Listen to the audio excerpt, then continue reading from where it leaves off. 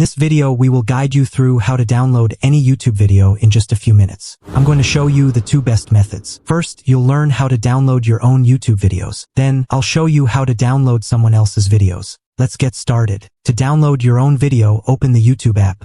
In YouTube, tap your profile at the bottom. Go to View Channel. On your channel, tap the three dots next to any of your videos. Now tap Save to Device. Your video will be saved directly to your device's gallery. Now, if you want to download someone else's video, that's just as easy. Open the YouTube app. Search for the video you want to download. After you find the video, tap the three dots next to it. Now tap Download Video.